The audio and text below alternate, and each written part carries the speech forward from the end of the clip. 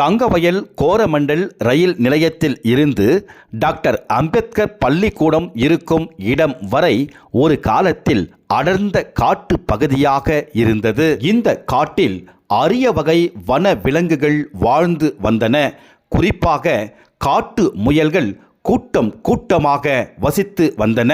அந்த காலத்தில் தங்கவயலில் வாழ்ந்த பிரிட்டிஷ் அதிகாரிகள் அவ்வப்போது இந்த காட்டுக்குள் வந்து வேட்டை ஆடுவதை வழக்கமாக கொண்டு இருந்தனர். அந்த காலத்தில் அடர்ந்த காட்டு பகுதியாக இருந்த இந்த இடம் இப்போது இப்படி காட்சி அளிக்கிறது. இந்த இடத்தில் அரிய வகை வன விலங்குகள் காட்டு முயல்கள் இப்போது இல்லை.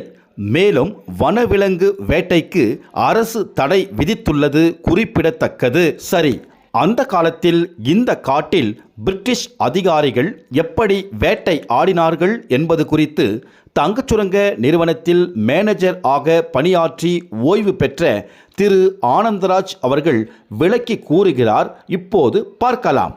கொரமண்டல் ரயில்வே ஸ்டேஷன்லேருந்து கோல்குண்டா அம்பேத்கர் ஸ்கூல், கோல்குண்டா டேங்க்கு, சவுத் ஷாப்ட், இந்த ஏரியாவை வந்து ஃபுல்லாக அடர்ந்த ஃபாரஸ்ட்டு காடு. அந்த காட்டில் முயல்கள் வசிக்கும் நிறைய. பெரும்பாலும் ஜனங்க போக மாட்டாங்க. உள்ளே ஒரு சவுண்ட் இருக்கும், கொயின்னு. அதனால ஜனங்க போக மாட்டாங்க. அது உள்ளே 5 வாட்ச்மேன் இருப்பான் ஒரு ஷிஃப்ட்டுக்கு.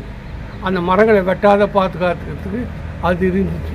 இதற்கு மத்தியில் அடர்ந்த பொன்னாவரம் காடு. அந்த காட்டில் யாரும் உள்ளே போக முடியாது. ஜனங்கள் உள்ளே போகும்போது பயப்படுவாங்க. அதுக்குள்ளே 5 வாட்ச்மேன் இருந்தான்.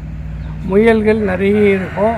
அதை வேட்டை ஆடுறதுக்காக வேண்டி நந்திதுர்க் மைன் சூப்பரண்ட் ஹாக்கின்ஸ் அவர் துப்பாக்கி எடுத்துன்னு வந்து அது உள்ளே வேட்டையாடுவார்.